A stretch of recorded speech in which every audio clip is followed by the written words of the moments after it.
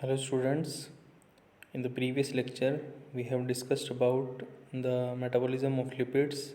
Now today's lecture we will discuss about amino acid metabolism.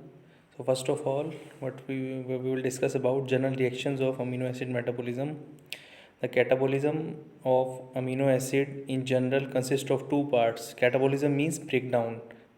Number A is the elimination of amino group and B is breakdown of resulting carbon skeleton to form acetyl coenzyme, pyruvate and or Krebs cycle intermediates. Now the elimination or removal of amino group from amino acid is brought about by three enzymatic pathways. First is transamination. The process involves transfers of amino group from the donor amino acid to an alpha keto acid that acts as an acceptor. As a result of this reaction, the donor amino acid forms alpha keto acid and the original alpha keto acid forms the amino acid. The process of transamination is catalyzed by the enzyme called transaminase or aminotransferase, requiring the pyridoxal phosphate as prosthetic group. Now, as you can see in this reaction, the alpha amino acid is donates its amino group to form the alpha keto acids, that is alpha ketoglutarate, and forms a corresponding alpha keto acid below. Now, in other words, alpha ketoglutarate is an acceptor of the amino group and forms the glutamate. As you can see in this reaction, alpha amino acids donates its amino group to alpha ketoglutarate to forms glutamate, another amino acid, that is glutamate, and converted into alpha keto acid.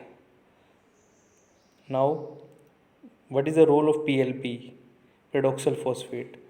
Pyridoxal phosphate is the coenzyme or prosthetic group of the enzyme aminotransferase.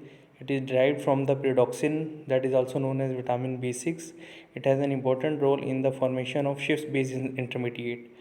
Now, as you can see in this reaction, alpha amino acids with pyridoxal phosphate is converted into Schiff's base aldimine or ketimine, and again it is reconverted back to pyridoxal phosphate and alpha keto acid. So the pyridoxal phosphate is converted to PMP, that is pyridoxalamine phosphate, and alpha amino acid is converted to alpha keto acid. Now, what is deamination reaction? Second reaction of amino acid metabolism is deamination reaction. The process of deamination involves the removal of ammonium ion from the amino acid to form a alpha keto acid. The two main steps of deamination are oxidative deamination or non-oxidative deamination. So, what is oxidative deamination? Oxidative deamination is the removal of ammonium ion to form amino acid to form a keto acid. The process of deamination involves removal of ammonium ion from the amino acid to form the keto acid. The two main steps involved are oxidative deamination and non-oxidative deamination. In oxidative deamination, it is the removal of ammonium ion from an amino acid along with removal of electron in a reaction catalyzed by NAD positive dependent enzyme amino acid dehydrogenase. NAD positive function as electron acceptor. Now, as you can see in this reaction, by glutamate dehydrogenase enzyme, now glutamate undergoes the process of oxidative deamination to regenerate alpha ketoglutarate, and this reaction is catalyzed by NAD positive or NADP positive linked glutamate dehydrogenase in the mitochondria. The enzyme glutamate dehydrogenase is present in abundance in mitochondria of mammalian tissue to carry out the process of oxidative deamination. Now, in this reaction, glutamate is converted to alpha ketoglutarate by the enzyme glutamate dehydrogenase, and the amino is converted to the oxo group. Ammonium ion are liberated in this process, which gets converted to ammonia, and since ammonia is a fatal to human, it must be removed by the process of urea cycle.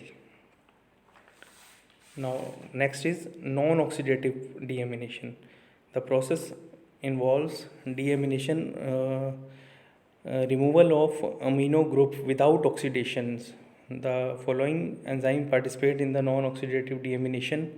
One is the enzyme aspartase. The enzyme aspartase catalyzes the elimination of amino group from aspartic acid to yield fumaric acid. This type of reaction is mainly seen in the E. coli and other microorganisms. As you can see in this reaction, L-aspartic acid converted to fumaric acid with the removal of ammonia. Next is serine dehydratase. The enzyme serine dehydratase required PLP or pyridoxal phosphate as prosthetic group. The enzyme serine dehydratase is specific deaminase or specific for substrate serine, which catalyzes the removal of ammonia, and the remaining atoms undergoes a rearrangement to form pyruvate. As you can see in this reaction, serine is converted to pyruvate. Now next is serine D-sulfahydrase. The enzyme serine D-sulfahydrase required pyridoxal phosphate as prosthetic group. The enzyme cysteine D-sulfahydrase catalyzes the removal of amino group and sulfahydryl group as ammonia and hydrogen sulfide respectively. Now next is the glutaminase enzyme.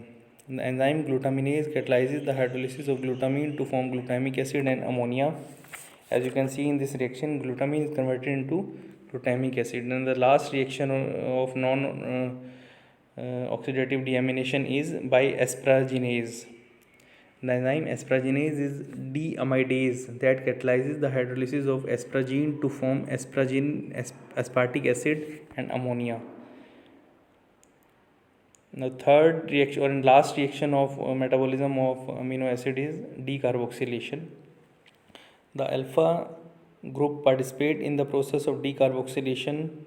The alpha carboxyl group participates in the process of decarboxylation in a reaction catalyzes by pyridoxal phosphate dependent decarboxylase enzyme to form corresponding amine. As you can see in this reaction, this asparagine is decarboxylase. This amino acid is decarboxylase to form an amine compound in which carbon dioxide is removed. So it is another method of removing the amino group from the amino acid.